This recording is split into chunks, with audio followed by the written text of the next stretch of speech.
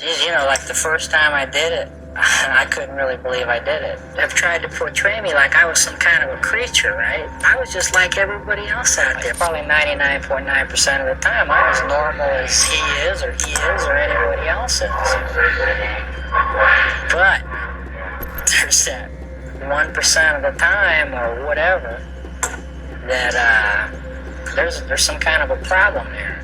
He was a monster. He is still a monster until the day he takes his last breath.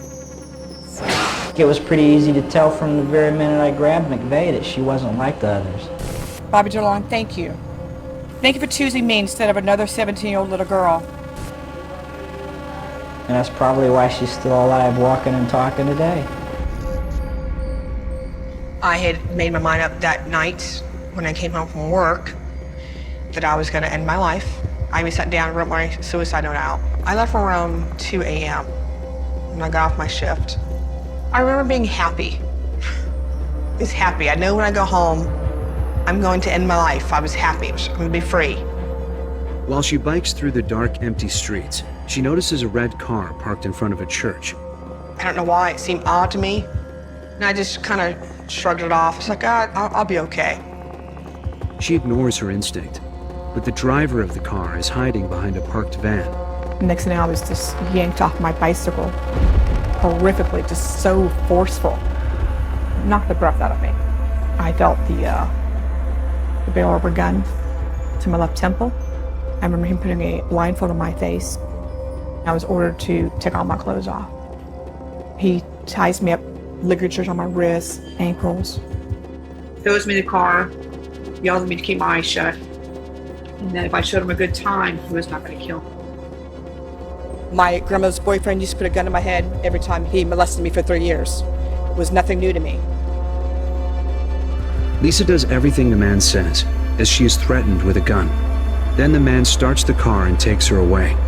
Lisa sitting blindfolded in the passenger seat, her clothes bundled at her feet. I had no clue where we were going.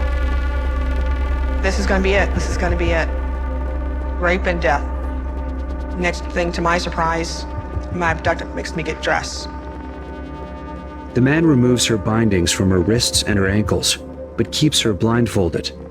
Lisa is taken out of the car and into an apartment building. Once inside, she's thrown onto a bed. He raped me any way you can imagine. He raped me. Very painful. Very painful.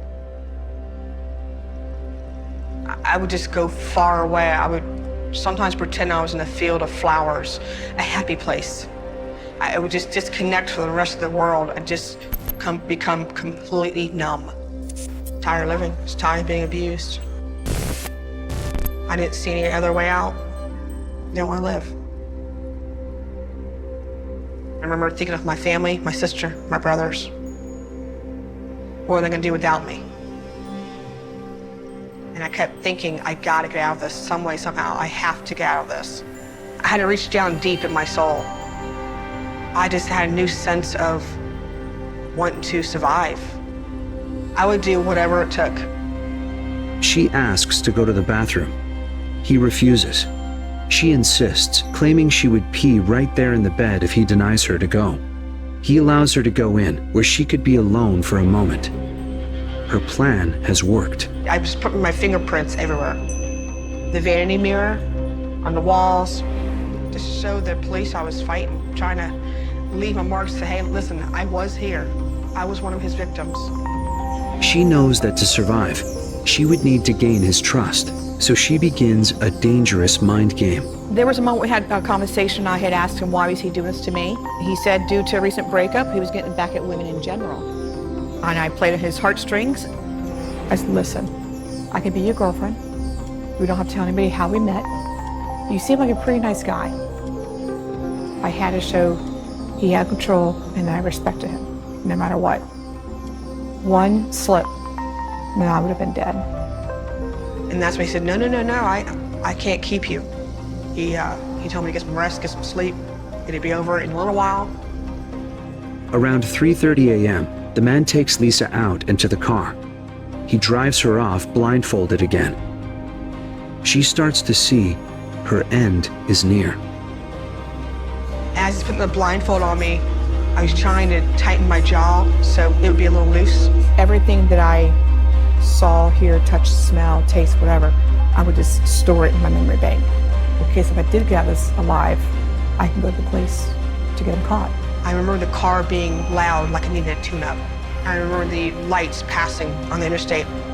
I could see it beneath my blindfold. I'm trying to see my surroundings, I'm trying to see where I'm at. I knew we were in the interstate because the air sound changes, it gets strong. I saw 2 hotels. These 2 hotels were at the intersection of Hillsborough Avenue, he proceeds west. The Interstate 275. I remember seeing a silver piercing, shining light hitting my eyes. It was the word Magnum on the dashboard. He decides to pull into a rear parking lot. Tell me to get out of the car. That Gray's gonna kill me here. He told me when I got out, I wanted to stay there for 5 minutes. I was frozen. My mind's racing. Should I run? Should I walk? Is he watching me? Is he pointing the gun at me right now? Is he gonna run me over by his car? But he didn't. The man left her there and drove off. After minutes that seemed like an eternity, Lisa finally decides to risk taking off her blindfold. I took my blindfold off, and the first thing I saw was this beautiful oak tree. And I fell to my knees and I started crying. I knew right there and then my life was going to change forever. To me, it was a sign of a new branch of life. Now wanting to live my life. But her struggle is not over yet. When she gets to the police station, she tells a detective everything that happened to her. But because Lisa has such composure, she doesn't look like other victims.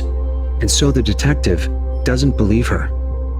Lisa gets angrier and angrier, but she can't let her kidnapper get away and hurt someone else. We were finding a body, it averaged out about every 2 weeks. You know if you don't solve it soon, someone else is going to die. I was asked by my detective to go in and talk to her, and I did talk to her.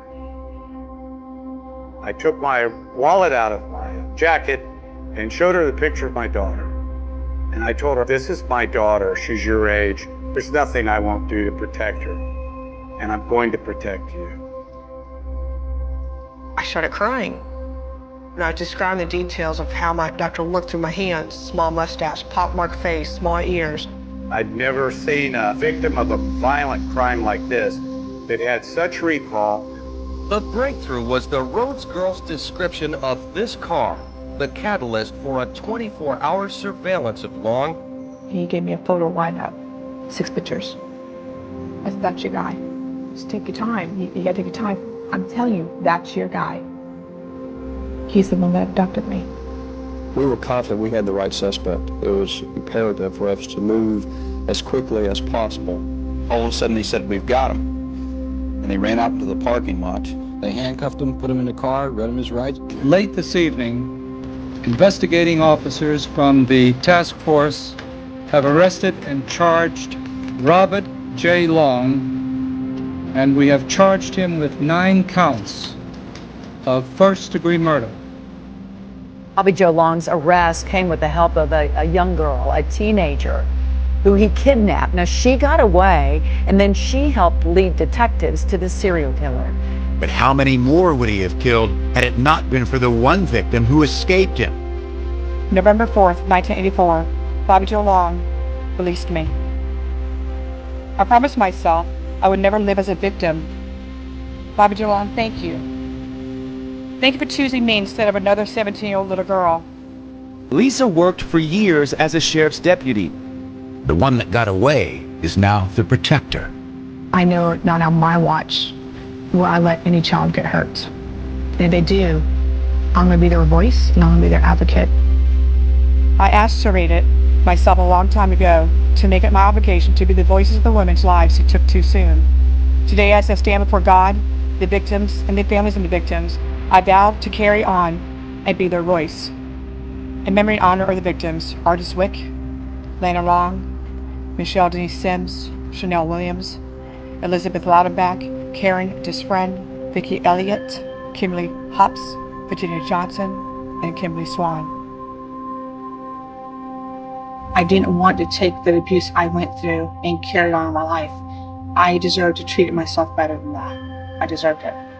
Once I broke those chains and that bondage I was in, I was able to see that I can take something negative, all the negativity in my life, and turn it to something positive and grow from that. And each and every day, still today, I grow. To me, it's a lifetime journey of healing.